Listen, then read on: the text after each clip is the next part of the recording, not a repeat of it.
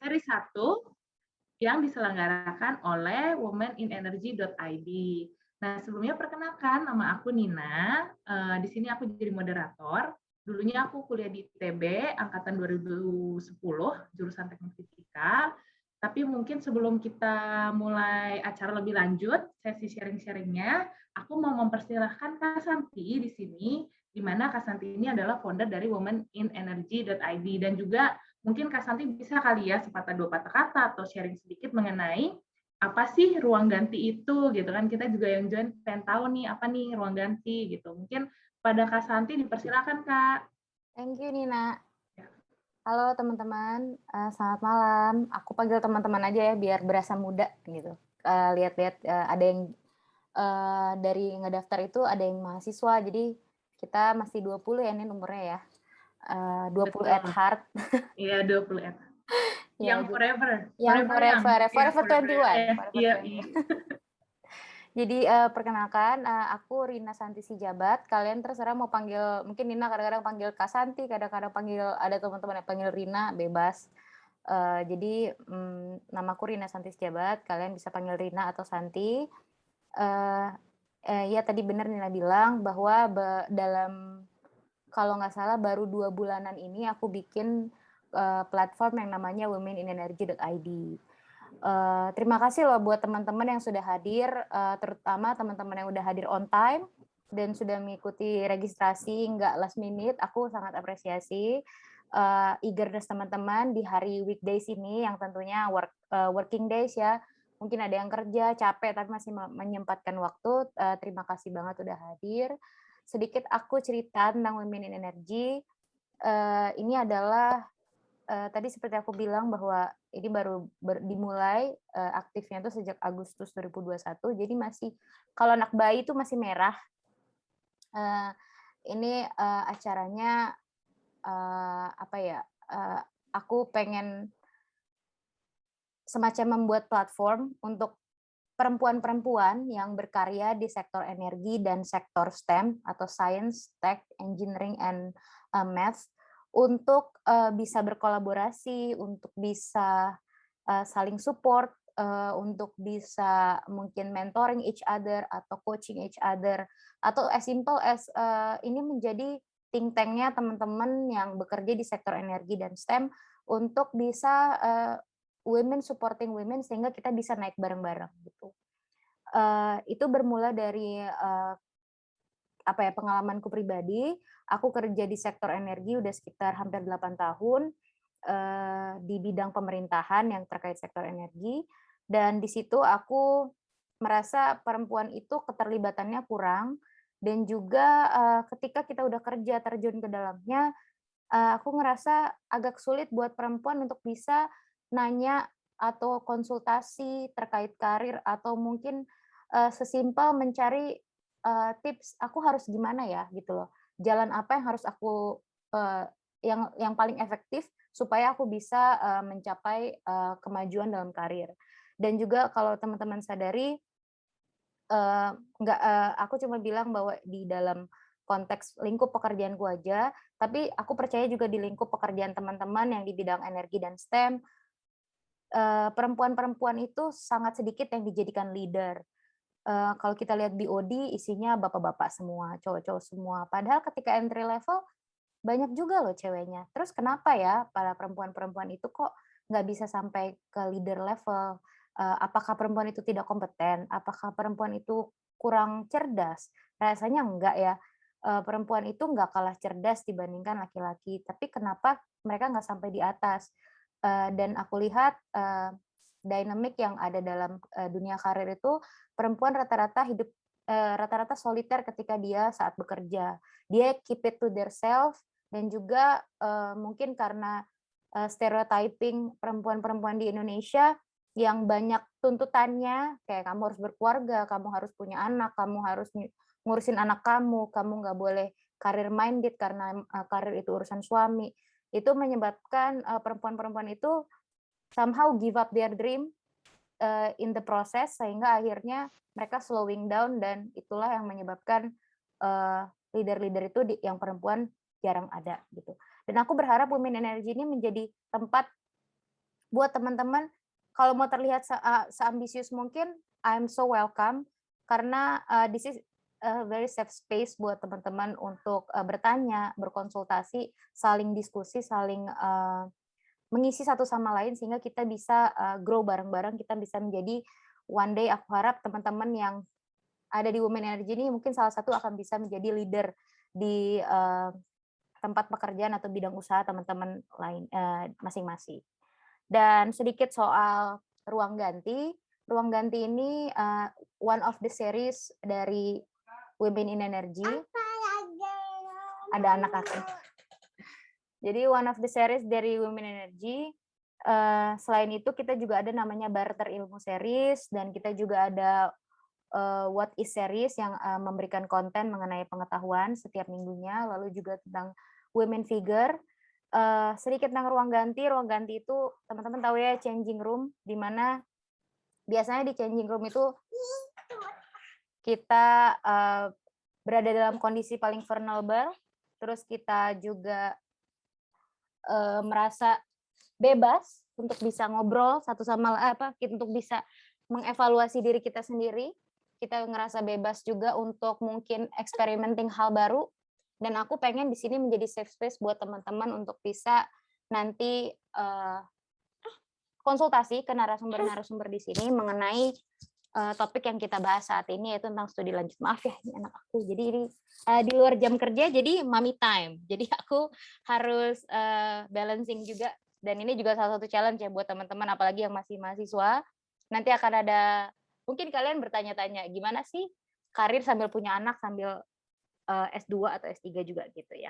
Di sini narasumber-narasumbernya bakal keren-keren, dan semua mempunyai perspektif yang berbeda. Udah aku pilih dengan sangat seksama, supaya teman-teman bisa dapat representatif yang beragam. Itu aja deh. Thank you Nina ya, silakan.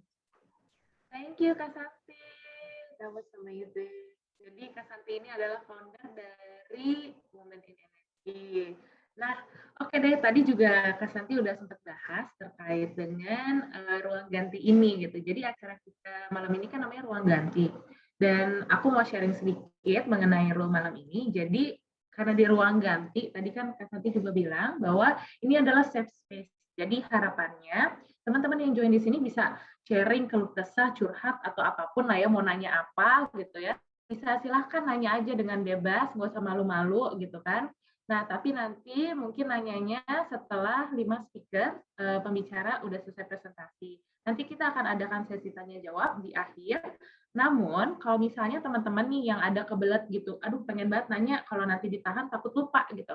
Itu bisa ketik di kolom chat gitu. Nanti setelah sesi presentasi dari 5 speaker udah selesai, aku akan coba baca beberapa pertanyaan dari kolom chat yang teman-teman udah masukin. Kayak gitu. Mungkin untuk role sampai di situ dulu. Teman-teman semua udah pada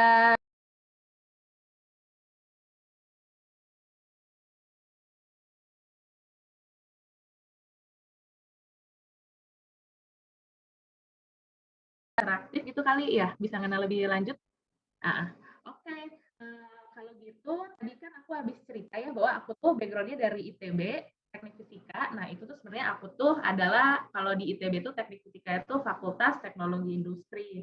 Nah, sekarang aku mau memanggilkan speaker yang pertama yang jurusannya sama kayak aku, angkatannya sama, dan juga paling muda nih kayaknya di sini, yaitu Atika. Mungkin aku mau nyapa Atika dulu. Udah siap ya? Hai Atika. Hai Nina. Jadi Atika ini adalah speaker pertama, dan dia background-nya dari teknik kimia 2010, dan kalau misalnya aku lihat tadi CV-nya, Atika ini kerja di Danone ya dari 2015 sampai sekarang ya. Jadi karirnya makin naik. Wow, keren banget sih sebenarnya. Dan tahun depan 2022 mau S2 di PPM. Iya, benar ya. Mungkin nanti bisa di-sharing lebih lanjut kali ya tentang karir plan-nya, kemudian history sebelumnya, studinya Atika gimana. Mungkin kepada Atika bisa waktu dan tempat aku persilahkan. Thank you Nina. Nina, aku share screen sedikit ya, mungkin biar lebih gampang juga nih teman-teman buat kenalan kan ya, tak kenal maka tak sayang. aku izin juga nih ke teman-teman buat share sedikit yang bisa aku share nih. Aku yakin pasti teman-teman juga pengalamannya jauh lebih banyak, tapi sharing is caring, so I'll start ya. Kenalin, nama aku Atika Salma, biasa dipanggil Atika. Libra 92 and just married last year, so udah married.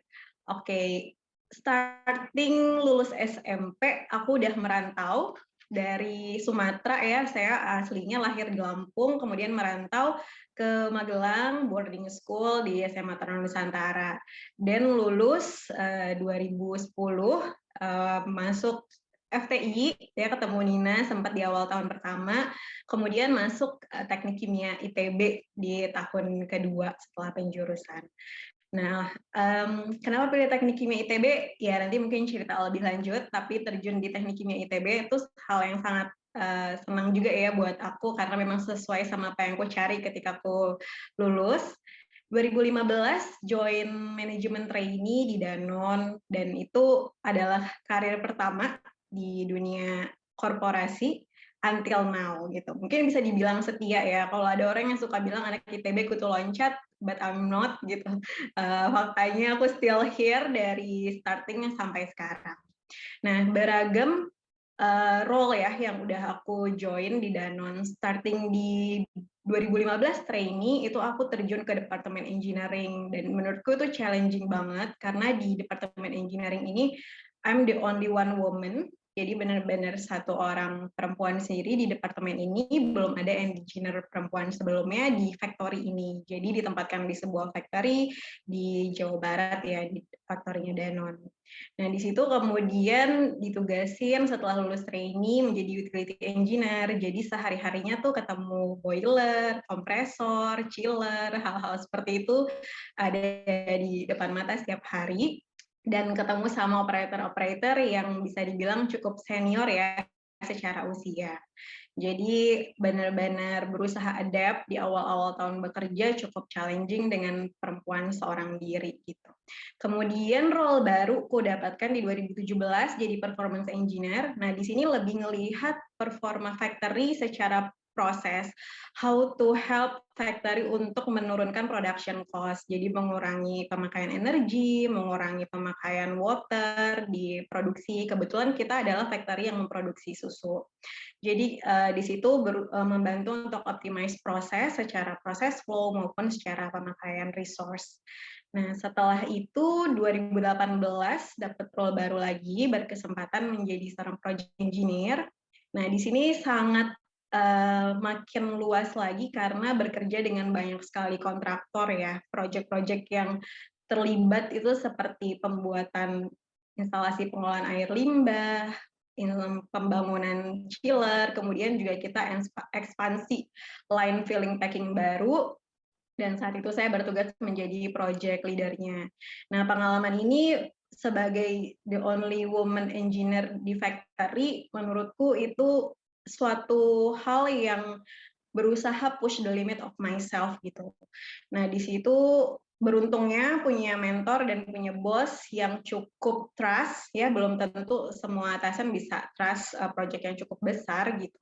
Dan di situ cukup beruntung dan mereka trust dan bisa mendeliver dengan baik. Dan 2020 just last year dapat opportunity yang sangat di luar ekspektasi. Jadi sejujurnya waktu itu dapat challenge untuk exposure ke Danone luar negeri ya, sempat dapat kesempatan untuk coba ke Danone New Zealand.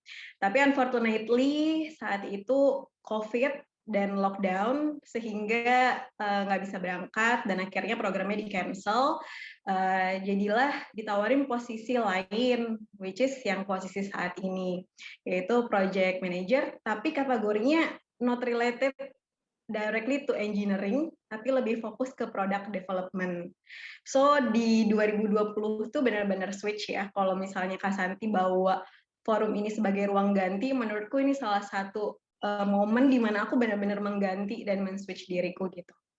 Nah, bicara tentang higher education 2021 ini, aku akhirnya memutuskan untuk ngambil S2 di bidang Magister Manajemen di Indonesia, PPM School of Management, dengan program manajemen eksekutif muda ya. Jadi memang rekan-rekan kuliahnya itu sesama orang-orang yang biasanya udah kerja. Sebenarnya niat untuk S2 tuh maju mundur. Dari tahun 2017, 2018 itu udah pengen banget S2, tapi di sisi lain aku merasa karirku masih growth dan development yang aku rasakan cukup baik, sehingga aku juga nggak mau lepas exposure itu secara sia-sia gitu. Dan akhirnya mantap dan bulat tekad di tahun 2021 ini, ya dengan tetap sambil bekerja dan juga ngejalanin kuliah di weekday dan weekend ya, after office hours gitu. Jadi tahun 2021 ini cukup challenging dalam membagi waktu. Nah, di tahun 2018 akhir 2019 saya juga bikin suatu brand baru namanya Perempuan. Mungkin teman-teman ini di fashion brand ya, untuk hijab dan shawl gitu buat teman-teman yang cewek.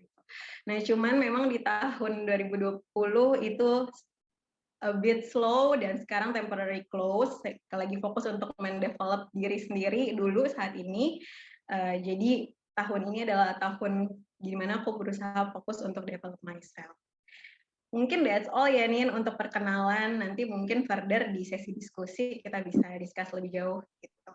Oke. Thank you so much Atika. Thank you so much Atika atas sharingnya. Aku tadi ada note sedikit ya, waktu Atika bilang anak ITB terkenal kutu loncat gitu. Ternyata Atika setia, sama setianya kayak aku juga setia di Toyota. Dari aku lulus sampai sekarang masih di Toyota. Berarti aku kerja di Toyota. Kita kenapa? Iya, tos dulu ya berarti. Banyak banget kan yang terkenal kutu loncatnya. Iya, benar-benar. Tapi ya emang kan manusia tuh unik ya. Iya. Juga kayak gitu. Nah, aku juga tadi sempat highlight bahwa Atika ini jadi the only woman engineer di factory. Itu kayak wow, mungkin nanti teman-teman di sini juga penasaran kali ya gimana sih rasanya jadi the only woman di factory gitu. Karena aku juga jujur aku punya pengalaman waktu aku ke factory gitu kan, kebetulan aku di Toyota, dia manufacturing mobil. Aku pernah ke salah satu production line-nya untuk welding. Itu tuh aku jadi cewek sendiri satu dibanding 1000 lelaki gitu kan. Itu bayangin gimana sih gitu kan, 1000 mata lelaki melihat satu wanita gitu kan. Wow gitu.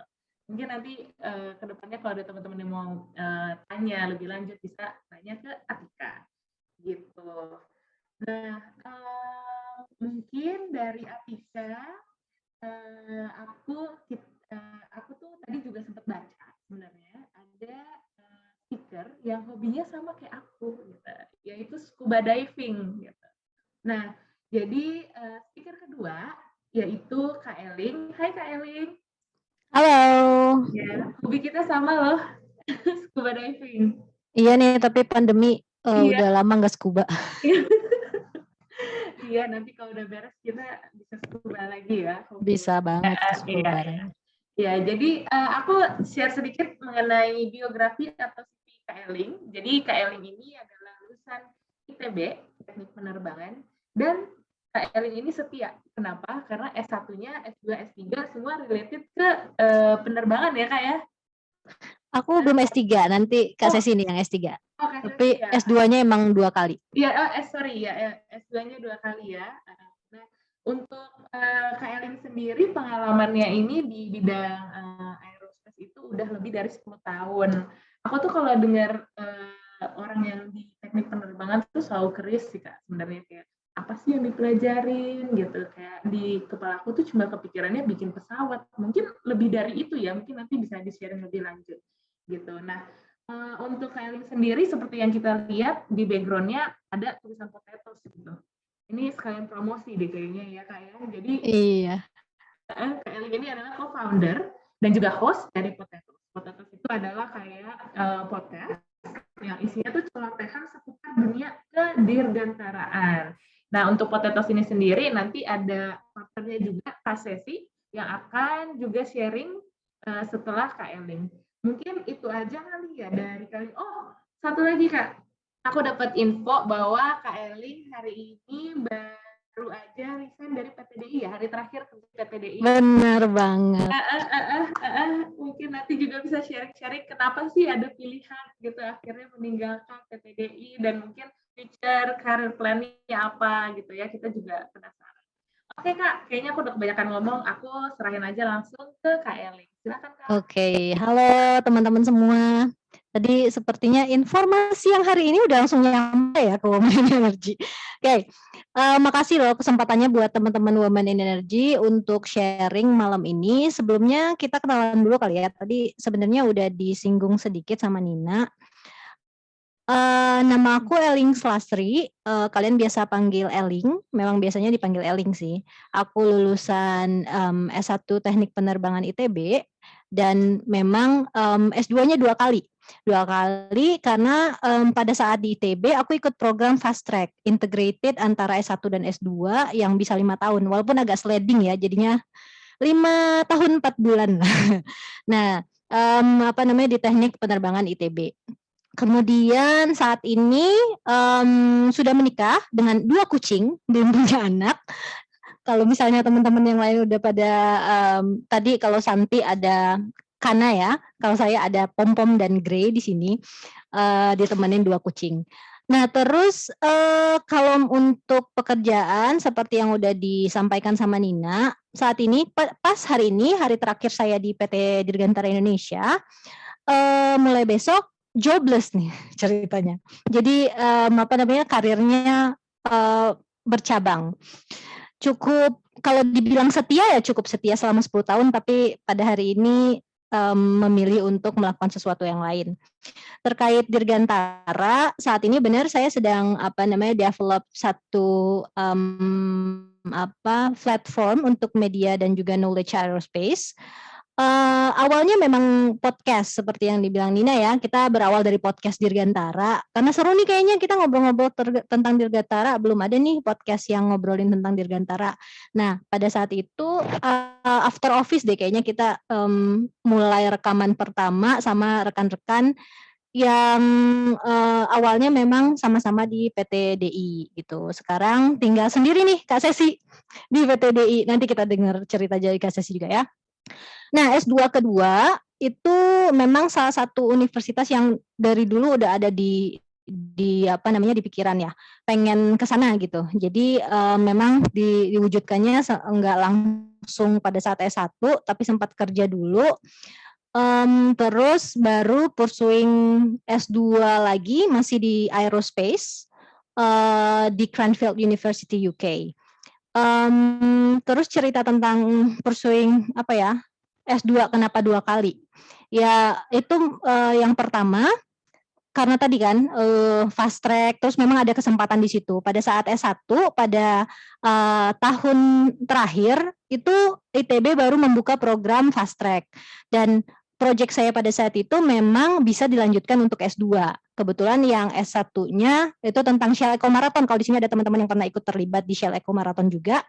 Pada saat itu S1-nya topiknya tentang aerodynamic analysis di prototype vehicle dan bisa dilanjutkan untuk S2 ke membangun prototype vehicle-nya ini sendiri. Dan pada saat dan karena memang beasiswa ya, jadi saya ambil kesempatan itu juga untuk melanjutkan S2 di ITB dengan program fast track. Nah, challenging pada saat itu S2-nya karena memang sambil bekerja di PTDI. Kebetulan setelah lulus S1 langsung keterima di PTDI. Dan syukurnya memang diberi kesempatan 2 hari untuk menyelesaikan S2 ya, karena cukup overwhelmed juga. Jadi kayak jam 3 masih di lab karena memang harus membangun project ini, terus jam 7 udah harus di kantor. Itu cukup capek. Cuma ada kebijakan dari manajer pada saat itu yang cukup membantu. Nah, setelah 2 tahun setelah lulus S2 di ITB, kan pada saat itu lulusnya 2011 ya, dan masih di PTDI, memang mimpi untuk keluar itu masih tetap ada. Kenapa? Karena pertama udah kepo dari awal ya, kayak kenapa pengen di Cranfield University, udah kepo juga silabusnya, dan kayak cocok banget nih sama aku. dan apa yang ditawarkan, dan menariknya di sana ada kurikulum yang nggak ada di universitas-universitas lain, yaitu praktikum terbang dengan pesawat aerobatik. Nah, kalau misalnya di universitas-universitas lain, untuk bidang aku di aerospace, itu mereka nggak menawarkan hal serupa. Dan dari sisi kurikulum juga memang lebih banyak praktek di Cranfield University. Cuma kalau kita bicara tentang kurikulumnya nanti terlalu spesifik ya, nanti teman-teman yang tertarik mungkin bisa diskusi langsung sama aku. Nah, terus terkait aku cek dulu ya pertanyaannya. Nah, oke. Nah, memang apa sih yang kita cari di S2? Udah S2 2 kali yang aku rasakan pada saat S2 di luar negeri itu perbedaannya di Indonesia ya pertama dari sisi networking ya. Di sini kan environment-nya berbeda gitu. Kita berada di environment multinasional yang students-nya dari berbagai negara gitu, nggak cuma Indonesia, Inggris, Cina, dan berbagai macam negara lainnya. Pada tahun 2014 saya satu-satunya student S2 di Cranfield yang dari Indonesia. Dan sempat juga sih kalau misalnya merasakan hal-hal yang agak kayak di underestimate itu sempat, tapi sama bukan teman yang berada di satu jurusan ya. Pada saat itu ceritanya kayak naik bus, terus kayak dengan tas yang besar gitu, dan dia ada salah satu orang yang menyapa kayak beneran nih di aerospace, kayak tampangnya tuh bukan tampang aerospace, kayaknya lebih cocok ke farmasi deh. Itu kan kayak memang tampang aerospace itu kayak apa gitu, nggak cocok banget gitu ya, cewek gendong tas gede tapi tasnya ada tulisan aerospace vehicle design. Itu kan jurusannya kebetulan aerospace vehicle design, itu agak mikir juga ya, emang di sini tuh bahkan di luar pun masih ada hal-hal seperti itu, kayak sedikit diskriminatif ya terhadap perempuan gitu. Itu pengalaman yang cukup cukup berkesan. Nah, selain itu mungkin itu tadi yang jeleknya lah ya. Yang bagusnya memang dari dulu tuh sempat pengen ke salah satu air show yang terkenal banget untuk anak aerospace ya. Nah, beruntungnya pada saat saya S2 di Cranfield University itu air show-nya pas diadakan, karena memang air show-nya 2 tahun sekali. Jadi kalau saya berangkat lebih cepat atau lebih lambat bisa jadi nggak dapat gitu. Nah, salah satu hal yang berkesan pada saat S2 di UK juga adalah bisa visiting Paris Air Show. Karena di sana kan kalau di Eropa kayak ya pindah kota aja ya, nggak kayak di Indonesia kejauhan gitu. Negaranya terlalu luas. Nah, itu cukup berkesan juga karena punya kesempatan di sana. Visiting the dream that I already dream of a long time ago gitu, sempat ikut kompetisi Airbus juga untuk bisa present di sana, tapi nggak lolos pada saat itu. Ternyata mimpinya diwujudkan pada saat aku kuliah S2 di UK. Itu cukup berkesan. So tentang tantangannya. Kalau tantangan pada saat S2 lebih ke pertama culture pasti berbeda ya karena multinasional. Ya buat sebagian orang mungkin itu cukup challenging, tapi karena aku bisa mingle, ya memang ada kendala bahasa, but you have to just be confident gitulah. Jadi memang ada sebagian orang yang memilih untuk kayak Santi bilang ya soliter atau apa gitu, tapi itu akan menutup kesempatan kamu sendiri. Jadi pada saat S2 walaupun ada perbedaan culture, perbedaan bahasa, just try to present yourself in the group gitu. Jadi mencoba seperti itu untuk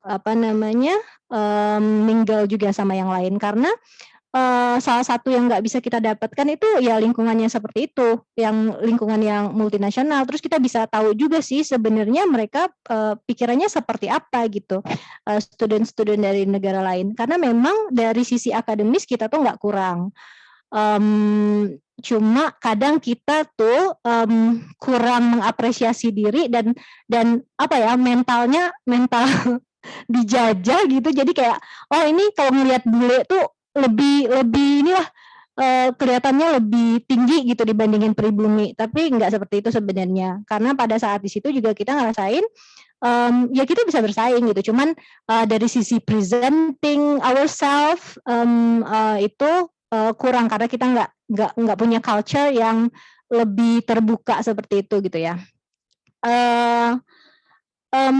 Kira-kira kayak gitu dulu Nina cerita dari aku. Kalau memang ada pertanyaan bisa di chat atau nanti kita di sesi diskusi ya tentang pursuing higher education ini. Oke, Kak Eli, thank you so much. Aku tadi agak note sedikit, ini sebenarnya bagus banget ya buat teman-teman partisipan semua.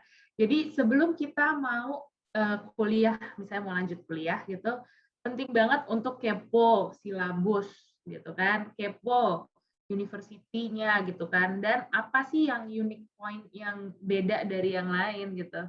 Sama kali ya, kayak kita kalau mau deketin orang juga kan harus kepo-kepo dulu tuh biasanya gitu. Curhat Nah, itu. ini, ya kan? Nah, kenapa? Supaya itu menunjukkan bahwa kita tuh emang pengen banget gitu kan mau kuliah di sana. Jadi harus udah tahu gitu kan apa sih yang mereka kasih ke kita gitu. Dan aku setuju banget sama Kak Elin di bagian ini gitu. Dan juga just be confident gitu. Aku suka banget sama orang-orang yang confident karena nanti dia radiate, dia punya energi positif. Oke, keren banget Kak Elin sharingnya. Kita lanjut ke yang juga memiliki background yang sama, yaitu Kak Sesi. Sama-sama dari Potatoes nih udah tersenyum lebar. Kak Sesi sudah siap kan? Ya, halo Nina. Iya, halo Kak Sesi. Kak Sesi ini menarik sih sebenarnya. Karena ini Kak Sesi itu awalnya S1 penerbangan, terus S2 ke ilmu sosial, dan S3 balik lagi ke bagian teknik ya. Jadi kenapa tuh kembali ke mantan ya? Balikan lagi ya, masih sayang. Nah, ini mau dengar ceritanya mungkin bisa di-sharing, dan Kak Sesi ini juga adalah salah satu co-founder dari Potatoes. Mungkin Kak Sesi, waktu dan tempat aku persilahkan. Ya, makasih banyak ya Nina ya. Makasih banyak juga womenenergy.id buat collab-nya ya bareng Potatoes di sini. Ya, jadi mungkin perkenalan dulu ya. Kalau Potatoes tadi udah dijelasin sama Eling panjang lebar. Nanti akan saya singgung-singgung sedikit. Tapi sekarang saya mau perkenalan dulu. Nama saya Sesi Yuniorita, bisa dipanggil Sesi, biasa dipanggil Sesi. Kuliah S1 penerbangan ITB. Kalau ditanya angkatan berapa ini suka agak malu nih. Tapi saya masih bisa mengakui kalau saya angkatan 2000-an. Karena memang pas banget angkatan 2000. Di sini pada masih muda-muda semua ya. Jadi 2000 saya masuk penerbangan ITB, kemudian di tahun 2005 saya lulus, saya masuk bergabung di PT Dirgantara Indonesia. Jadi mungkin nggak tahu nih sama nih kalau di Tekim, kalau di penerbangan itu kan perempuannya nggak terlalu banyak ya. Waktu saya S1 itu ada 7 perempuan dari 70 total jumlah anak-anak teknik penerbangan.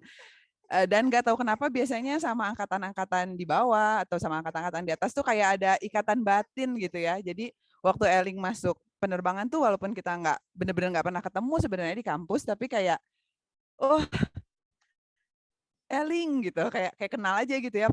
Padahal di kampus juga kayaknya ketemu belum pernah. SKSD gitu. aja itu. Jadi ya benar-benar. 2005 aku masuk masuk PT Dirgantara Indonesia. Kemudian 2007 kebetulan waktu itu ada jadi salah satu alasan juga kenapa pengen masuk PT Dirgantara Indonesia adalah karena merasa emang suka banget sama penerbangan gitu. Jadi kalau ditanya kenapa masuk penerbangan, sebenarnya jawaban seriusnya adalah karena aku pengen jadi astronot dulu gitu. Itu jawaban seriusnya gitu ya. Tapi memang apa namanya? Karena memang ya udah masuk dan belajar tentang ilmu penerbangan yang ternyata emang menarik, ya PT Dirgantara Indonesia tuh kayak ya mana lagi sih goalnya gitu, kalau lu belajar penerbangan ya pasti pengen masuk ke PT DI gitu. Nah di 2005 masuk PT DI, kemudian 2 tahun, kemudian pas tahun 2007 itu ada kesempatan untuk ngambil S2. Jadi di ITB itu waktu itu ada baru jurusan namanya studi pertahanan. Jadi kalau mungkin teman-teman ada yang tahu sekarang ada yang namanya Defense IDU Institute of Defense University. Itu dulu cikal bakalnya tuh di studi pertahanan di ITB. Kenapa dulu tiba-tiba kepikiran S2 studi pertahanan? Pertama karena waktu itu memang ada tawaran beasiswa. Jadi ini adalah studi baru tahun ketiga waktu itu. Kebetulan founding father-nya itu salah satunya dosen dari penerbangan juga. Jadi mereka juga beliau Profesor Bambang Kismono Hadi, beliau menawarkan kepada anak-anak penerbangan siapa tahu mau untuk kuliah S2 di studi pertahanan. Dan juga waktu itu udah cukup 2 tahun ya kerja di PTDI itu saya melihat kalau menurut saya Indonesia tuh nggak bego-bego amat bisa kok bikin pesawat gitu. Punya kok orang-orang itu pinter-pinter loh di PTDI. Tapi terus kenapa nggak pernah gitu ada pesawat yang zaman waktu itu ya. Waktu itu kan 250 kemudian berhenti gitu. Terus kok nggak pernah benar-benar ada pesawat Indonesia gitu. Apa sih yang salah gitu. Terus akhirnya kayak melihat bagaimana dinamikanya. Oh, jangan-jangan ini memang urusannya lebih politis daripada urusan teknik gitu ya. Jadi mungkin secara ilmu pinter semua, tapi ada satu yang nggak pas nih politis gitu. Nah, saya tuh waktu itu melihat studi pertahanan sebagai salah satu jembatan itu gitu, bahwa mempelajari bagaimana PTDI itu kan termasuk dari defense industry ya, industri pertahanan di Indonesia. Jadi mungkin di studi pertahanan ini dipelajari nih bagaimana sih seharusnya defense industry ini lokasinya di Indonesia gitu. Jadi waktu itu saya masuk ke studi pertahanan dan memang betul saya belajar banyak tentang industri pertahanan itu sendiri.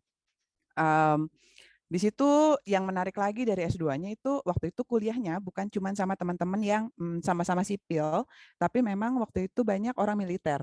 Jadi ada teman-teman dari Angkatan Udara, Angkatan Darat, sama Angkatan Laut, yang mana rata-rata pada udah tua gitu ya, semua jauh-jauh di atas saya. Jadi menarik untuk melihat bagaimana bedanya pola pikir antara teman-teman sipil, terus kemudian banyak banget teman-teman aktivisnya dari LSM dan juga militer gitu. Jadi cukup rich lah suasana daripada S2-nya. Tapi kemudian ini S2 agak sangat sosial ya. Kalau menurut saya ini agak lebih mirip sama hubungan internasional. Susah atau enggak, sebenarnya itu lebih ke kita banyak harus belajar banyak hal yang baru aja gitu. Beda banget aja sama teknik.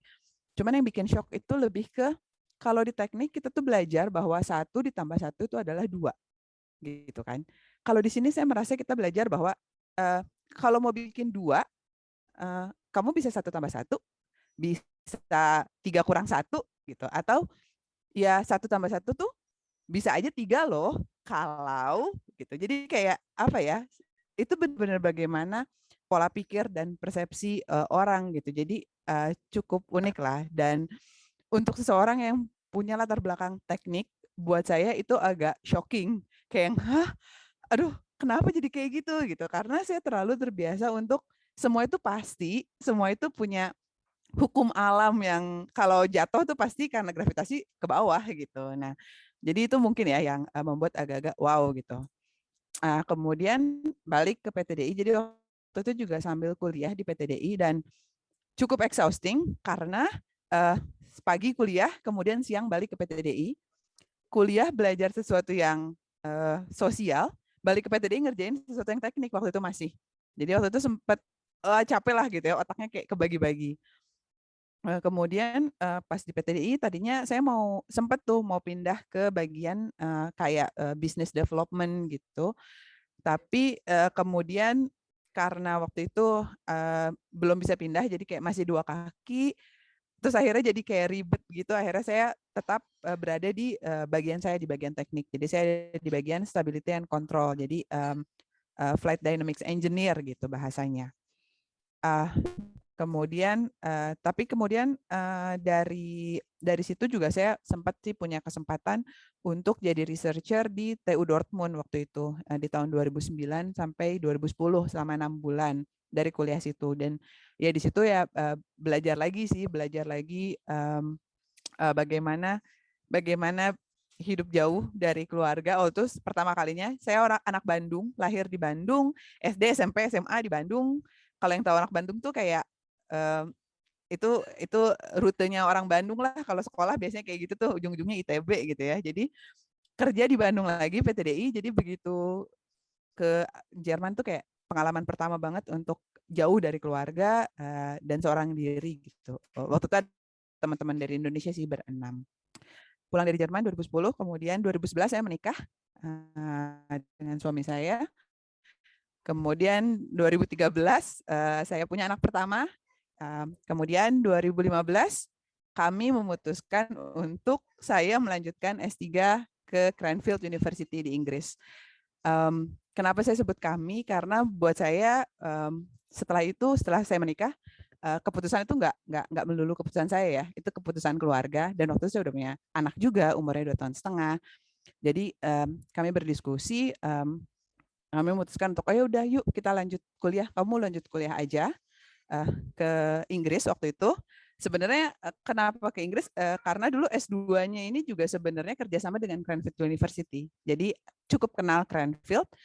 Dan karena sebenarnya saya punya passion lebih di industri daripada di akademia, saya melihat Cranfield ini adalah universitas yang dia tuh nggak punya S1 uniknya. Dia tuh cuma punya S2 dan S3. Jadi memang research-nya itu, nah dia lebih research university, dan dia banyak kerjasama dengan industri. Jadi saya melihat kalau saya mau di industri dan saya ingin S3, ini cocok banget di Cranfield. Gitu. Makanya saya memutuskan untuk pergi ke Cranfield juga, menyusul Elling waktu itu. Yang menarik menurut saya adalah waktu itu keputusan untuk pergi ke Cranfield itu dibarengi dengan keputusan bahwa suami dan anak akan ikut serta ke Cranfield. Kenapa? Karena ya waktu itu juga baru nikah, baru 4 tahunan ya, masih belum lama. Kemudian anaknya masih 2 tahun setengah gitu ya, masih lucu-lucunya. Pergi ke Cranfield, pergi ke luar negeri itu memberikan dia juga kesempatan yang nggak semua anak bisa alami gitu. Dia bisa sekolah di sana, bisa berkenalan dengan sesuatu yang baru gitu ya. Tapi itu juga bukan sesuatu yang mudah karena kita harus mengorbankan sesuatu, yaitu karir suami saya gitu ya. Jadi waktu itu suami saya ya kalau ikut ya dia nggak bisa kerja juga gitu kan. Dan anaknya waktu itu masih di bawah 3 tahun, di mana waktu di Cranfield itu kalau di Inggris baru setelah umur 3 tahun dia baru bisa sekolah yang sekitar 3 jam sehari gitu. Jadi ya itu menurut saya adalah salah satu tantangannya ya. Yang menarik lagi sebenarnya ini agak menyimpang sedikit, tapi menurut saya yang menarik adalah ketika kemudian saya lulus dan kita pulang ke Indonesia, nggak lama kemudian dihantam COVID gitu ya. Kemudian 2019 kami pulang karena COVID. Nah itu suami saya nongol tadi. Kemudian nggak lama saya hamil. 2020 saya melahirkan anak kedua dan ketiga. Jadi kebetulan dapat kembar. Jadi 2020 itu punya anak kembar. Jadi sekarang saya masih punya bayi umur 14 bulan. Di mana dengan keadaan COVID itu agak riskan ya untuk mencari pengasuh gitu ya, yang pulang pergi misalnya atau menitipkan ke rumah orang tua. Jadi ya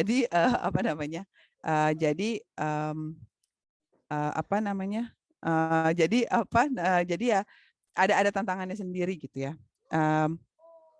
Mungkin yang menarik itu adalah sebagai perempuan ketika kita misalnya mau berkarir dan sekolah lebih tinggi gitu, misalnya kayak S3 dan kemudian memboyong semua keluarga, itu nggak jarang banyak orang yang kayak, terus ngapain suaminya di sana, nggak kerja dong gitu. Kayak kenapa kalau misalnya seorang perempuan memboyong keluarganya untuk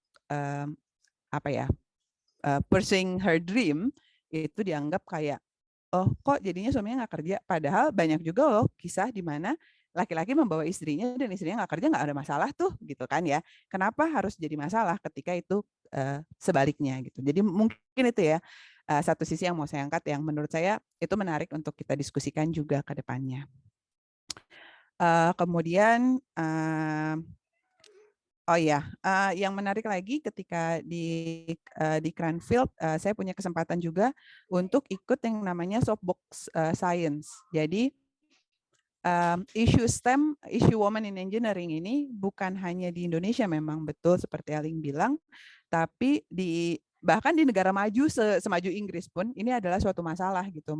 Menurut mereka, nggak semua perempuan itu nggak tertarik dengan STEM. Jadi Soapbox Science ini sebenarnya kayak suatu event mirip-mirip sebenarnya kayaknya punya roh yang sama lah dengan Women in Energy nih saya lihat. Jadi di mana dia mau mengajak kepada perempuan untuk ya bahwa STEM itu nggak menakutkan loh gitu. STEM itu seru-seru aja dan mereka mencoba mengapproach perempuan bukan perempuan sih, mereka mencoba mengapproach masyarakat untuk mengetahui sains di tempat di mana mereka tidak siap untuk ketemu sains gitu. Jadi maksudnya gini, kalau kita pergi ke museum misalnya, kita tahu kita bakal belajar sesuatu di sana kan. Jadi kita udah siap bahwa oh saya mau belajar sesuatu nih, saya mau ke museum gitu. Saya mau amused by science gitu. Atau kalau misalnya kita ke mana misalnya ke nonton air show misalnya. Oh iya, saya mau lihat pesawat dan itu adalah science, saya mau amused by science di situ. Nah, kalau Soapbox Science itu mencoba mentariknya ke tempat di mana orang nggak siap. Jadi waktu itu kita ngadain eventnya di mall. Jadi benar-benar di tengah mall itu dikasih apa ya bangku, kita berdiri dan kita menerangkan waktu itu saya menerangkan tentang research yang saya lakukan di PhD gitu. Di situ ya orang lewat aja, kemudian nanti kalau ada yang lewat kita ajak, hai mau nggak main sama aku mau cerita loh, aku tuh bikin pesawat itu begini ceritanya, seperti itu ya. Jadi ya itu menarik sih karena ternyata poinnya mungkin ternyata bukan cuman di Indonesia aja gitu, bahkan di negara semaju Inggris pun mereka masih melihat ada permasalahan di women in STEM, mungkin gitu. Kemudian apa lagi ya? Nah, saya sih mungkin 2 menit lagi kali ya. Oh iya. Kita masih Sorry. ada 2 speaker lagi. Oh iya, oke. Jadi Nah, kepanjangan ya. nggak Ya udah. apa-apa Kak, take your time. Ya, lanjut. Ya. Jadi mungkin yang terakhir aja sih sebagai closing statement buat teman-teman yang mungkin masih bingung ya mau lanjut S2 atau S3. Kalau saya pribadi sih melihat kenapa waktu itu saya mau sekolah dulu, kerja dulu baru saya mau sekolah S2 atau S3 karena saya pingin lebih fokus aja, pingin tahu apa sih yang mau saya pelajari untuk S2 dan S3 gitu. Jadi dengan bekerja semakin terekspos ya sama real condition, itu lebih tahu aja mau ngambil S2 atau S3-nya kemana. Tapi mungkin kalau buat teman-teman yang memang pikiran, enggak saya memang mau jadi akademisi, itu mungkin nggak ada salahnya. S1 langsung lanjut S2, lanjut S3, mungkin itu nggak ada salahnya. Mungkin gitu dulu. Dan oh ya satu lagi mungkin sebagai closing statement, salah satu ya salah satu cerita di balik Potatoes ini juga sebenarnya sama sih. Saya rasa saya Eling sama Rendra ada satu lagi kita punya visi yang sama, yaitu kita ingin mendekatkan STEM di sisi aviasi kepada masyarakat luas karena seringkali orang tuh mikir penerbangan bikin pesawat susah banget gitu. Padahal mungkin ya semua juga susah, tapi kalau kita kembali ke basicnya, ya inti dari ilmu ya gitu-gitu aja kan sebenarnya gitu. Jadi mungkin gitu dulu deh Nina. Oke, Kak Sesi, thank you so much buat sharingnya ya Kak. Ya, aku sama-sama. tadi dengar cerita Kakak kepikiran mau jadi astronot, nggak pengen kerja di SpaceX gitu ya sama Elon Musk di Amerika. Oke. Nah, oke nih, tadi kita ngomongin penerbangan, mungkin kita sekarang terbang ke Amerika. Yes. Speaker keempat, yaitu Kak Agas. Agas ini join kita dari Amerika. Jauh banget ya. Di sana pagi ya, jam 7. Sekarang jam 8 pagi kali ya. Bangun pagi demi jadi pembicara di acara Ruang Ganti. Mungkin aku sharing sedikit mengenai Kak Agas. Jadi, hai Kak Agas, mungkin bisa sapa dulu bentar kali ya, di unmute. Halo semuanya, kedengeran nggak? kedengaran jelas ya. Aku sharing dikit mengenai Kak Agas ya. Jadi Kak Agas ini dulunya S1 Sistem Informasi dan Teknologi di ITB. Kemudian sekarang lagi melanjutkan S2 di Columbia University. Ini sama kayak Cinta Laura deh kalau nggak salah. Keren banget nih Kak Agas. Oke. Mungkin kalau aku sedikit lihat juga di background-nya, ini Kak Agus banyak banget experience yang related to finance. Padahal background-nya engineering. Kok bisa sih Kak? Itu mungkin nanti bisa di-sharing lebih lanjut ke kita-kita. Nah, oke lah kalau kayak gitu Kak Agus sudah siap kah untuk sharing? Udah nih kayaknya ya. Oke, kalau gitu waktu dan tempat persilakan ke Kak Agas. Terima kasih Nina. Selamat pagi semuanya. Selamat malam. Semangat pagi Kak, boleh. Iya, di sini kebetulan masih jam 9 pagi dan lagi nggak ada kuliah juga. Pertama-tama aku mau berterima kasih banget ini sama Women in Energy yang menurut aku luar biasa ya, dengan berbagai kesibukan orang-orang di baliknya itu masih sempat memikirkan orang lain gitu. Makanya dengan keadaan aku yang serba terbatas ini, begitu ditanyain mau nggak ngomong di sini, aku nggak pakai mikir dulu nih, langsung mau. Karena menurut aku forum-forum kayak gini tuh bukan dari segi seberapa banyak atau seberapa besar atau seberapa grande yang ikut, yang datang gitu, tapi memang ya 1-2 orang pun itu worth it buat di approach gitu. Dan bisa memulai kayak gini tuh aku applause banget lah. Pokoknya siapapun di balik Women in Energy ini, aku banget bisa memulai gerakan-gerakan kayak gini gitu. Semoga tetap maju yang kayak gini-gini dan topiknya makin menarik dan bisa menggerakkan orang-orang juga, biar semuanya bisa kayak orang-orang yang ada di sini gitu kan. Nih aku sebenarnya di sini pengen nge-share slide ya, tapi aku di kemarin tuh baru mengalami gangguan teknis. Coba deh aku share. Tapi kalau aku share kayaknya muka aku hilang. Iya nggak? Coba deh. Iya ya? Belum Kak, lagi loading. Udah masuk. Oh iya, mukanya hilang. Mukanya hilang. Nggak apa-apa. Nggak apa-apa. Ini gimana ya caranya? Apa emang Yaudah, sengaja ya? Emang anak IT pinter banget bisa bikin gitu ya? Oke, anggaplah begitu. Oke, jadi pertama kita kenalan dulu. Halo, nama aku Agastya Cestiakara. Panggilan aku Agas. Sekali lagi aku senang banget bisa ketemu orang-orang yang aku belum pernah ketemu di sini. Basic aku tinggal sebenarnya di Jakarta. Dulu aku tinggal di Bekasi sama orang tua. Sekarang aku tinggal di Jakarta sama suami. Tapi sekarang aku lagi sekolah di New York, di Columbia University. Aku sudah nikah bulan Januari kemarin, jadi hitungannya baru sekitar 8 bulan. Masih lovebirds, kalau kata Santi masih lovebirds. Masih honeymoon mode gitu ya, harusnya. Nah, terus aku S1, seperti yang tadi dibilang Nina, aku S1 di ITB. S2 sebenarnya aku juga udah pernah S2 di ITB, tapi karena fast track jadi ya 1,5 tahun kotor lah ya, sebenarnya cuma extend 1,5 tahun. Sama-sama di bidang IT. Terus sekarang aku lagi ambil S2 MPA di Columbia. Nah, aku tuh suka banget nih, semalam aku brainstorming sama Santi kan, tentang si ruang ganti ini. Jadi udah Women in Energy-nya aku wow banget, terus rubrik ini tuh aku sendiri wow banget gitu loh, karena menurut aku nih konsep yang si safe space ini tuh konsep yang bagus banget untuk bisa bikin orang kontemplasi ke belakang, sekarang, dan ke depan. Karena pada saat aku lihat tornya kegiatan ini, itu jadi bikin aku kayak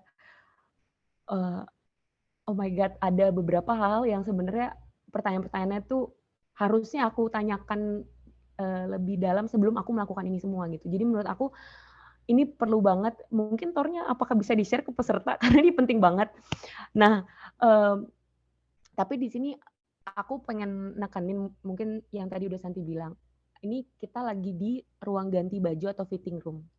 Ini bayangin ya. Jadi disclaimer aku tuh please focus at your own mirror gitu.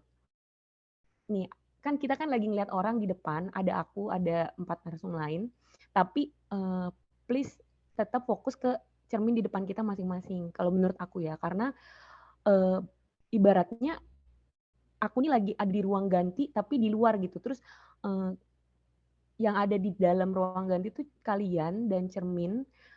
Aku cuman ibaratnya aku temen yang bisikin kayak kalau aku sih bakalan beli baju itu karena bagus warnanya, murah lagi gini gitu. Atau malah aku adalah temen yang bisikin kayak nggak usah lah begini begitu, belum perlu, ngapain sih mahal-mahal.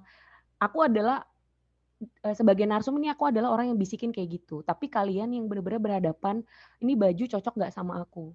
Ini baju bakal aku check out atau enggak gitu. Jadi please banget setelah kenalan sama aku di sini, coba langsung dibawa ke diri masing-masing. Jangan pikirin kalau aku jadi Agas gimana ya? Kayaknya seru juga. Kalau aku jadi ini seru juga. Tapi langsung balikin ke kondisi masing-masing karena kondisi aku, mimpi aku, motivasi aku itu belum tentu cocok sama kondisi mimpi dan motivasi teman-teman semua. Itu jadi konsep ruang ganti ini aku juga applause banget. Itu ya. Oh iya, dan satu lagi keep it real. Jadi jujur sama diri sendiri itu menurut aku penting banget karena begitu aku habis kontemplasi brainstorming sama Santi semalam, itu aku langsung telepon suami. Aku langsung telepon suami berapa jam ya? Kayak 3 jam kali, 3 jam. Aku telepon sama Santi itu udah malam banget. So aku teleponan sama suami aku sekitar 3 atau 4 jam gitu. Untuk membahas jawaban-jawaban dari pertanyaan Santi. Jujur ini bener-bener kayak itu adalah hal-hal yang sebenarnya ada dalam diri aku dan bisa aku jawab dengan sangat mudah. Dan sebenarnya udah aku jawab pada saat aku nyusun esai ke kampus, pada saat aku interview dan lain-lain. Aku udah punya jawabannya, tapi begitu aku pengen sharing ke orang, aku langsung yang aku takut banget nih menyesatkan orang-orang gitu. Jadi aku benar-benar kupas tuntas pertanyaan semuanya itu ke si suami aku ini yang dia ya peduli nggak peduli sebenarnya, tapi yang penting aku ngomong gitu kan ke dia. Gitu. Nah itu adalah salah satu yang aku lakukan dan tetap aku lakukan yaitu komunikasi sama suami gitu. Ini aku jadi melebar kemana-mana ya. Jadi balik lagi ya, aku di Otoritas Jasa Keuangan ini sekarang kerja itu dari 2015. Sampai 2021. Berarti aku nggak resign, aku tetap namanya tugas belajar. Di 2015 sampai 2015 sampai 2017 Desember, itu sekitar 3 tahun aku di bagian literasi dan edukasi keuangan. Sedangkan abis itu, di situ aku keliling-keliling, ketemu orang, kayak ngasih tahu mereka gimana caranya ngelola keuangan ke berbagai jenis orang, perempuan, pelajar, terus TKI, PMI, pekerja dan lain-lain itu mahasiswa semuanya. Baru tahun 2018 aku ke bagian inklusi keuangan. Nah, di bagian inklusi keuangan ini beda banget. Intinya kalau di bagian literasi dan edukasi itu aku ngajarin orang supaya punya purchasing power, maksudnya dia bisa punya financial bukan ya financial literacy tapi tujuan endingnya itu well-being dan freedom gitu, financial well-being dan financial freedom. Emang siapa aku bisa ngajarin kayak gitu kan ya? Enggak, memang kan namanya udah kerjaannya harus dikerjakan ya, yaitu sambil berjalan aku mengerjakan itu. Lalu aku masuk ke bagian inklusi keuangan di tahun 2019 2020 aku ke bagian inklusi keuangan yang semangatnya beda. Semangatnya itu adalah untuk membuat orang-orang yang belum tersentuh produk keuangan ya seperti bank, asuransi, pasar modal gitu-gitu ya, tabungan, untuk bisa mengakses itu semua dari segi macam-macam, dari segi aksesnya, dari segi keterjangkauan produknya dan lain-lain gitu. Dan kerja sama banyak juga sama Kemenko Perekonomian, sama Kemendikbud, sama Kemendikti, sama EDB, sama World Bank, untuk gimana caranya supaya orang Indonesia itu menggunakan produk yang sesuai sama kebutuhan mereka. Itu kerjaan aku di OJK sampai aku sekolah itu berangkat tanggal 22 Agustus kemarin. Jadi baru sebulan 7 hari ya. Sebulan 7 hari aku di sini. Gitu. Nah, ini udah selesai ya slide ini. Nah, aku sebenarnya di sini mau buka kartu. Slide aku nggak banyak, slide aku cuma 3 berarti. Nah, di sini aku sebenarnya mau buka kartu 3 kartu. Untuk menurut aku ini adalah hal-hal yang sebenarnya bisa bisa applied untuk segala sesuatu dalam hidup gitu. Untuk bisa jalan jauh gitu ya. Nah, ini kalau misalnya apa namanya, yang banyak teori-teorinya itu biasanya Find Your Why-nya Simon Sinek atau Ikigai-nya orang Jepang gitu. Apapun lah, teori bisa banyak, cuman aku nggak ngambil itu, aku cuman hasil kontemplasi aku sama suami semalam tuh menghasilkan ini gitu. Karena aku nggak pernah mengkategorikan ini seperti ini sebelumnya. Tapi kartu yang jadi di sini aku mau buka satu kartu aja, kartu Y. Walaupun ada kartu value dan kartu way, menurut aku tiga-tiganya ini sebenarnya harus terjawab pada saat kita ingin melakukan sesuatu. Tapi di sesi ini kembali karena topiknya adalah seberapa penting, apakah perlu atau hanya buang waktu. Jadi menurut aku cakupannya baru sampai yang know your why gitu. Nah, jadi aku buka kartu Y aku. Nah, kartu Y aku terdiri dari 3 hal. Aku kenapa sih akhirnya aku memutuskan untuk ambil S1 jurusan IT, lalu setelah kerjanya malah kenapa di OJK, terus kenapa memutuskan habis itu S2 gitu kan. Nah, menurut aku yang pertama itu adalah kita harus otentik. Otentik ini kenapa otentik ini apa? Menurut aku apapun itu kita harus nemuin drivernya itu dari dalam diri kita sendiri, bukan disuruh orang, bukan karena kita itu Nobita, lihat ini pengen ini, lihat itu pengen itu, gitu. Itu benar-benar dari dalam diri kita sendiri. Nah, dari SD sampai SMA itu hidup aku tuh sebenarnya udah autopilot, diatur sama orang tua. SD di sini, SMP, SMA di sini. Aku benar-benar tidak menentukan jalan hidup aku sendiri. Nah, baru di S1 aku pilih kampus dan jurusanku sendiri yang tadi itu, di STAY. Nah, di situ aku baru jadi bertanggung jawab dengan pilihan aku, dan aku jadi, karena aku harus tanggung jawab udah milih sendiri, aku jadi kerja keras untuk bisa mencapai itu gitu. Karena nggak ada apa namanya ya, nggak ada reason lagi gitu. Karena disuruh orang tua, ngapain aku ini buat nyenengin orang tua, nggak bisa gitu. It's your choice gitu kan. Nah, terus si otentik ini menurut aku perlu banget karena kita jadi tidak bisa menyalahkan orang lain pada saat ada kesulitan. Nah, ini menurut aku bisa membentuk mental yang tough. Karena jalan panjang, nggak bisa kita kalau nemu bentrok dikit, ya mama sih begini, ya kamu sih nyuruh aku kuliah, ya bos aku sih begini-begini. Ya nggak bisa gitu. Put it on yourself, makanya harus dari dalam diri kita gitu alasannya. Nah, ini aku cerita langsung aja ya, dari S1 tuh aku dulu pengen ambil jurusan S1 itu karena aku pengen bisa kerja dari rumah.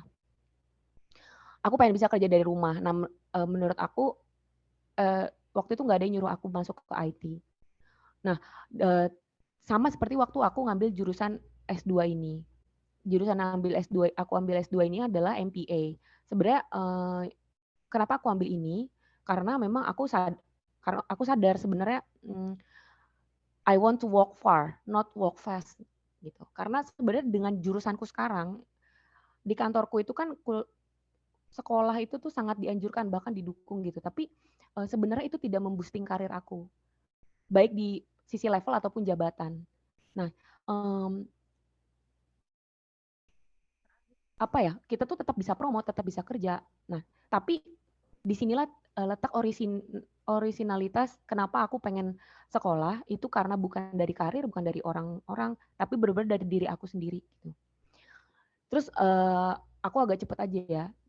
Yang kedua, pastikan alasan kamu itu cukup kuat untuk bisa menopang kamu kalau misalnya kamu pengen mundur gitu.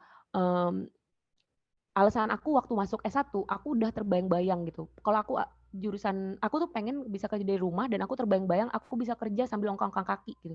Nah itu menurut aku waktu itu ya, dulu ya, strong enough untuk bikin aku, nggak ada jurusan lain other than IT gitu. Itu yang bikin aku strong enough, emang cemen banget. Nah kalau yang sekarang, aku lebih karena background aku tuh nggak akan bisa bawa aku long run gitu. Ya hard skill lah, terus juga confidence itu, ketemu orang-orang yang udah go global, itu dalam pikiran aku, ini singkatnya ya, in a nutshell, aku nggak bisa jalan jauh kalau dengan background aku sekarang. Itu sisi strong di S2 aku. Kak Aga, sorry banget motong, waktunya 1 menit lagi ya? Oke, Ya, pas banget. Ya, oke. Yang poin yang ketiga, itu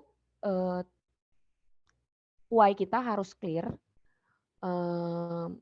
karena kalau misalnya langkahnya tidak clear, aku nggak akan bisa sampai tujuan. Aku ini adalah tipe The Sims, orang yang apa-apa pakai quest, pakai to-do list harian. Nah jadi aku merasa kalau aku udah mau ke sana, udah jelas aku harus tentuin jalannya A, B, C, 1, 2, 3, kayak gitu. Nah sampai sini aja pembukaan, mudah-mudahan bisa membuka, men-trigger pertanyaan lebih jauh. Terima kasih. Oke, Kak Agas, thank you so much Kak buat sharingnya. Ini ternyata Kak Agas tuh orangnya philosophical banget ya, kayak dipikir secara mendalam gitu sampai why gitu, terus ada value dan juga way gitu. Terus tadi juga cerita mengenai hal bahwa kita harus do what you really want to do. Itu sebenarnya benar banget sih, aku setuju banget sama sharing Kak Agas. Anyway, kita lanjut ke speaker yang terakhir kali ya, yaitu founder dari womeninEnergy.id, tidak lain tidak bukan, yaitu Kak Santi. Mungkin kepada Kak Santi, aku persilahkan Kak untuk sharing sedikit. Hai, aku balik lagi ya. Kembali lagi bersama Kak Santi. Kembali lagi bersama aku di sini. Oke, silakan Kak. Thank you Nina. Aku izin share screen ya. Tadi thank you banget buat speaker-speaker yang sebelumnya, narasumber-narasumber ada 4 ya, udah ada 4 narasumber sebelumnya. Mulai dari Atika, Kak Eling, Kak Sesi, lalu Agas. Aku melihat jalan hidup kalian itu sangat beragam, sangat bervariasi, dan tadi thank you banget buat Agas menambah filosofi dari menjelaskan filosofi dari ruang ganti. Bener, tadi aku sejam ya Gas kita ngobrolin tentang filosofi ruang ganti. Padahal itu niatnya cuma ngejelasin Thor, jadi kita malah ngomongin filosofi. Tapi kayaknya kamu malah bisa menjelaskan filosofinya dengan lebih baik daripada aku ya. Gitu. Tapi thank you banget ya udah membantu menjelaskan filosofi ruang ganti. Benar, tadi ruang ganti itu ya jadi changing room. Kalau kalian ngajak temen ke ruang ganti, nggak mungkin teman yang baru kenal kan. Jadi yang kalian ajak ke ruang ganti itu adalah teman yang teman banget, yang ibaratnya lu percaya judgement-nya dia gitu. Tapi ya kembali lagi, ketika di ruang ganti you decide yourself. Lu yang menentukan apakah baju ini lu beli, apakah lu akan break your stereotypes, yang tadinya anaknya pakainya cuma hitam putih terus tiba-tiba lu mau pakai shocking pink. It's your decision. Dan kita-kita di sini para narasumber bukan menjadi orang yang menggurui kalian harus ABC atau menjelaskan kepada kalian bahwa steps yang kami lewati adalah steps yang paling tepat, tapi biarlah kami ini menjadi, selain menjadi teman kalian untuk memberi saran, kami itu jadi cerminan juga buat kalian bahwa ini loh, kita ada 5 cermin di sini, lu ambil bagusnya, ambil positifnya dan buang jeleknya, sehingga nantinya ke depan ini akan ada orang yang jauh lebih baik, jauh lebih efektif dalam mengelola hidupnya, dalam mengelola karirnya dibandingkan kami berlima gitu ya. Aku izin share sedikit ya, share screen. This is the boring time CV. Kalian bisa hit me on LinkedIn, hit me on Instagram atau WhatsApp atau email, bebas. Aku put di sini buat kalau kalian mau ngajak ngobrol, diskusi atau coaching silakan, I'm open for it. Sedikit aja aku ngejelasin bahwa bukan bareng sih, aku kakak kelas 1 tahunnya Atika di Teknik Kimia ITB. Lalu aku fresh grade langsung pengen jadi kerja di multinational company. Dan emang aku passion-nya itu adalah di sisi food and beverage sebenarnya. Aku suka ngurusin dan hal-hal yang terkait dengan makanan. Makanya aku masuk ke Nestle. Tapi masuk ke Nestle, ternyata setelah aku masuk ke dalamnya, aku ngerasa I like this, but this is not my passion gitu. Not challenging enough. Emang katanya sih gue orangnya suka cari masalah ya, suka cari kerjaan. Jadi ya udah saat itu orang tua punya mimpi ada salah satu anaknya yang menjadi PNS. Dan yang namanya doa orang tua itu guys, emang luar biasa kuasanya ya. Jadi aku nggak pernah tahu apa itu PNS, nggak tahu mekanismenya, nggak pernah ada keluarga sampai ring 2 keluarga yang jadi PNS. As simple as ada teman kuliahku yang emang ngebet banget saat itu mau jadi PNS, dan bapaknya dia ngasih tahu ke bapakku kalau anaknya daftar PNS, dan akhirnya kayak seminggu sebelum hari H ditutup deadline pendaftaran CPNS tuh kayak papaku tuh ngegojlok-gojlok aku untuk daftar, dan akhirnya here I am udah hampir 8 tahun di Kementerian SDM sebagai inspektur migas. Pekerjaan yang sama-sama ngomongin teknik tapi totally different dibandingkan waktu di Nestle. Jadi kalau tadi Nina bilang dia sempat ke workshop terus ketemu welder, it's my regular job. Sebagai inspektur migas, aku daily task-nya yaitu menginspeksi peralatan dan instalasi terkait oil and gas, baik itu oil and gas equipment kayak pressure vessel atau tangki, instalasi juga jadi pipeline atau kilang gitu-gitu ya.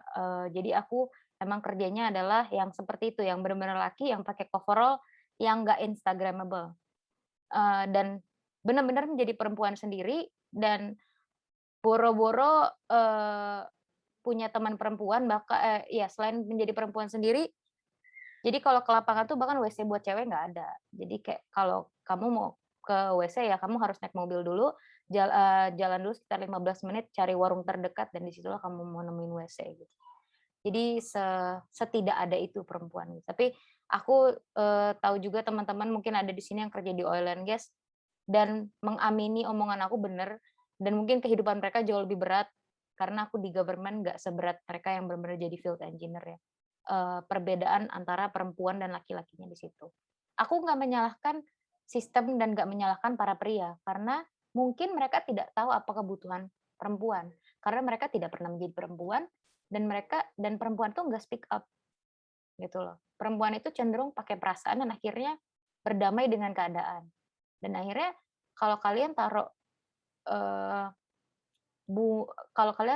daun apa sih yang lagi hit sekarang, aglonema, di tanah merah yang nggak subur, itu aglonema bakal mati.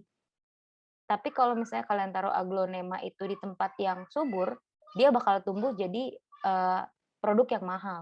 Perempuan itu kayak gitu, dia berada dalam suatu environment yang nggak supporting dia untuk menjadi perempuan dengan kapasitas dia yang paling maksimal. Sehingga akhirnya dia hanya tumbuh sekadarnya, seadanya, dan malah bisa jadi mati. Nah, itu yang aku nggak pengen, dan akhirnya aku membuat Women in Energy ini, ya selama sistemnya belum bisa kuubah, seenggaknya aku bisa saling menguatkan satu sama lain. Because sometimes I am down, sometimes you are down, but we have each other, so we can nyemangatin satu sama lain gitu. Karena ketika kita kerja, ketika kita di lapangan, ketika kita menjalankan karir kita, seringkali kita tuh sendiri. Nah, terus tadi Agas kan bilang ya, bisa nggak sih tornya di-share? Tornya kan tadi buat narasumber, tapi aku bantu. Jadi ini sekian dari beberapa pertanyaan yang aku kasih ke teman-teman narasumber. Aku coba jawab untuk dari point of view aku, dan tadi juga teman-teman narasumber udah pada ngejawab juga ya dari point of view mereka. Kenapa ngambil S1 Teknik Kimia? Karena disuruh orang tua. Jadi orang tua pengen anaknya ngambil teknik kimia karena orang tuaku kerja di sektor pupuk. Jadi dia melihat direktur utama di pupuk itu selalu orang teknik kimia, dan dia pengen anaknya mengubah nasib meningkatkan meningkatkan status sosial keluarga supaya mudah-mudahan katanya jadi direktur gitu. Makanya dimasukin teknik kimia dan kekeh untuk di ITB. Dan puji Tuhan, namanya nama dua orang tua, hidup gue tuh intinya dua orang tua semua. Kayak aku nggak bener-bener kayak nilai kimia aku tuh jelek, kayak Agas tuh emang pintar dari SMA. Oh ya, aku satu SMA sama Agas. Jadi Agas tuh emang udah pintar dari SMA. Aku tuh ya udah gitu, sukanya ya berorganisasi, sukanya malah debate, speech, English club. Yang science tuh malah enggak, pengennya HI, malah akhirnya ke Tekim. Tapi udahlah, jalan 4 tahun, lalu kenapa S2? Memutuskan S2 karena saat itu, mungkin teman-teman ada yang lagi pengen ya S2 galau. Aku udah kerja jadi PNS, dan saat itu kondisi di lingkungan pekerjaan aku sangat tidak suportif. Jadi bos atau apa ya, saat itu Kasubdit ya namanya. Kasubditku tuh sangat punya golden people lah. Jadi ada orang-orang tertentu yang selalu dikedepankan karirnya dibandingkan salah satunya aku gitu. Jadi ketika ada training mereka yang didahulukan, ketika ada exposure kemana mereka yang didahulukan. I don't know why, ya favoritism itu it happens. Maksudnya lu nggak bisa expect your supervisor being fair to you gitu. Ya karena like dislike nggak bisa dipaksain juga. Dan ya udah akhirnya one of other supervisor told me daripada lo stagnan gak jelas lo ambil sekolah aja. Jadi akhirnya aku ngambil S2 dan keputusan yang sangat singkat kayak dari aku apply S2 sampai akhir aku S2, kalau orang ada yang butuh waktu mungkin setahun atau setahun setengah, aku kayak cuma 3-4 bulan daftar sekolah, puji Tuhan keterima, daftar beasiswa, puji Tuhan keterima, akhirnya aku sekolah gitu. Jadi kind of my escape gitu loh di saat itu karena aku ngerasa stagnan di kantor aku. Tantangan saat apply S2 karena di PNS itu bukan sesuatu yang biasa untuk ketika kamu baru masuk 2 tahun kamu langsung sekolah. Kayak judgement dari kanan kiri itu sungguh banyak.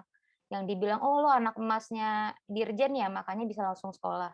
Atau ngapain sih sekolah? Orang udah dapat kesempatan buat cari duit. Terus kamu yakin mau sekolah? Karena nanti karir kamu bakal ini loh, orang-orang udah pada maju, kamunya datang mereka udah di atas kamu karena kan cuti setahun ya. Tapi ya akhirnya aku jalanin aja karena saat itu ya daripada aku di sini dan aku mengutuki ngapain sih gue berada di sini dengan bos yang sangat nggak suportif, ya udah aku S2 aja gitu. Terus akhirnya ketika kembali S2 ngebantu karir nggak? Directly no. I basically do what I did before school. Jadi ya sama aja gitu. Aku mengerjakan pekerjaanku sebagai inspektur migas dan kayaknya 90% hampir nggak ada ilmu di S2 yang aku dapatkan untuk membantu pekerjaanku. Tapi good things that I get from higher education, it really opens my mind. Jadi bahwa lo ya kayak aku tadi bilang, aku di SMA bukan anak yang terpintar, kuliah juga bukan anak yang terpintar academically, tapi ketika aku sekolah dan waktu itu kuliah di London, aku ikut kayak student society, aku melihat bahwa nggak ada orang bodoh di situ loh, nggak ada orang yang dicap lu bego, nggak ada. Tapi orang-orang itu memiliki you are special in certain things. Jadi setiap orang itu punya specialty-nya masing-masing dan mereka bangga akan hal itu. Mereka nggak bilang bahwa aku bego di sini, tapi yang bilang aku keren di sini. Mereka kalau lo kulik-kulik, mereka tuh bego di beberapa hal gitu. Tapi mereka nggak nyeritain itu. Mereka hanya menyatakan, ya I'm good in this. And maybe I am the best person that you can choose for this topic. Jadi kayak gitu. Jadi akhirnya itu membuatku membuka mata bahwa ya sudah, mungkin daripada gue fokus dalam hal yang gue tidak bisa, lebih baik gue fokus ke hal yang gue bisa. Ya sambil mungkin dalam keberjalanan waktu yang tidak gue bisa, pelan-pelan gue pelajarin. Tapi orang-orang emang punya bakatnya masing-masing. Kayak ketika ikan lo ajarin loncat, nggak akan bisa. Ikan itu emang bisanya berenang. Jadi itu yang nggak aku dapatkan di pendidikan di Indonesia. Terus, what did I sacrifice? Yang pertama kerja, pasti aku sacrifice.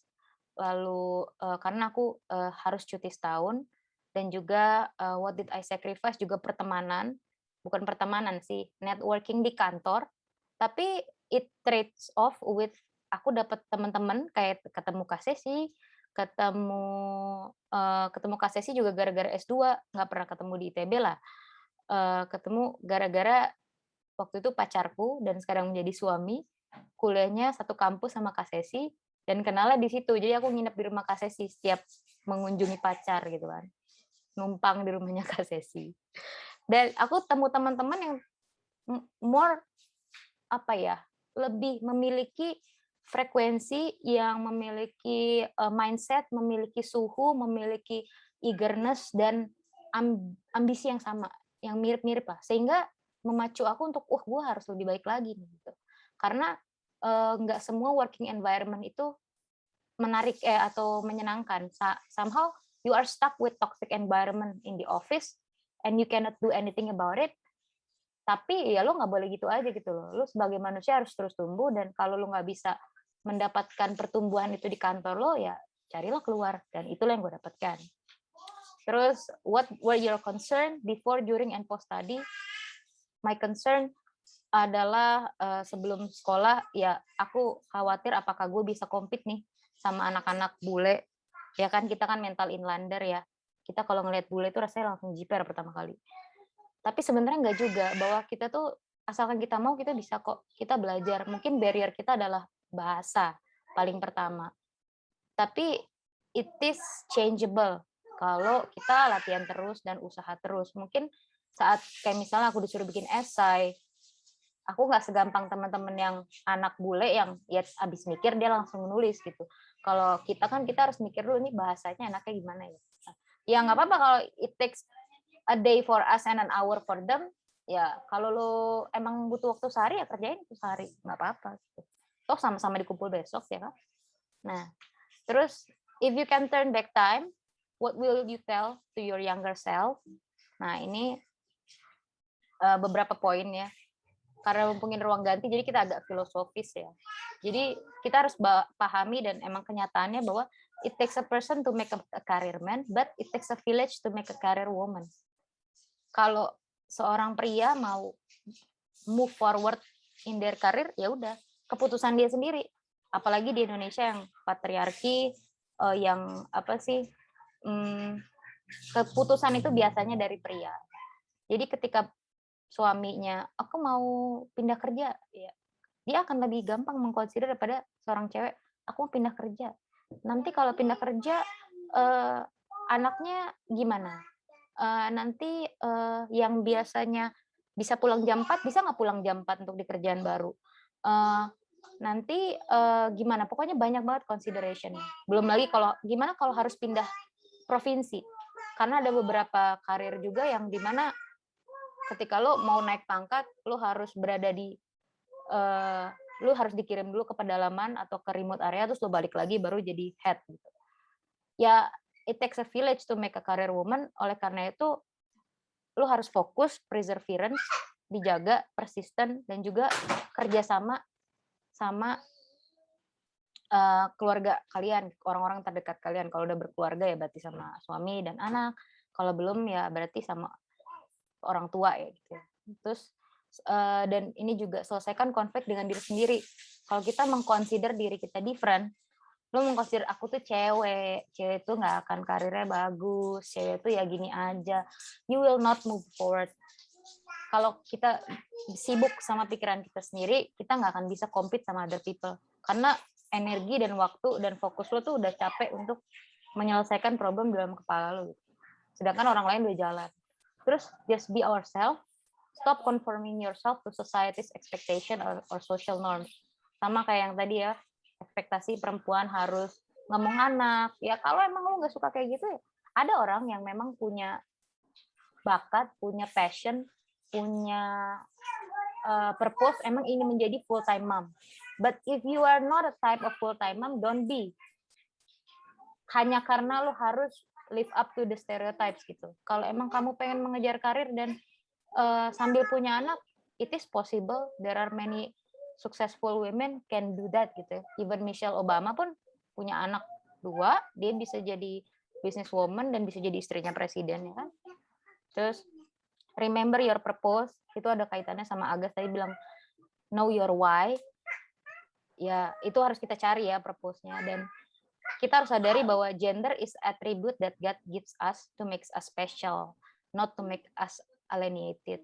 Jadi kalau misalnya kayak pengalaman aku tadi, untuk nyari toilet aja di field itu susahnya minta ampun, jangan jadikan itu menjadi alasan untuk gue merasa terkucilkan, tapi justru jadikanlah itu jadi hal yang spesial sehingga lo punya point of view yang lain. Jadi gue punya masukan nih ke BOD atau buat ke GM field itu, Pak, toilet cewek tambahin dong, atau Pak, gimana ya untuk mengakomodasi biar pekerja perempuan lebih nyaman. Dan lo akan memberikan suatu perubahan positif kan di suatu tempat itu, gitu loh. Itu aja sih dari aku. Terima kasih. Terima kasih Sakti atas sharingnya. Aduh, aku suka banget nih, banyak banget hal yang bisa kita pelajari tadi dari sharing Santi. Dan salah satu yang aku suka tuh adalah bahwa kita itu special in certain things. Dan tadi ada sharing Kak Santi bahwa cerita kalau misalnya kita tuh mesti kayak mikir tuh 2 step gitu, tambahan dibandingkan people yang emang native language-nya itu English gitu, cuma 1 step and then they can just type gitu kan apa yang mereka mau tulis gitu. Tapi it shows that apa ya, kita itu hebat dan kita bisa, dan ini malah justru yang bikin aku bangga gitu sama kita nih orang Indonesia sebenarnya. Oke deh, kalau gitu terima kasih semuanya untuk 5 speaker yang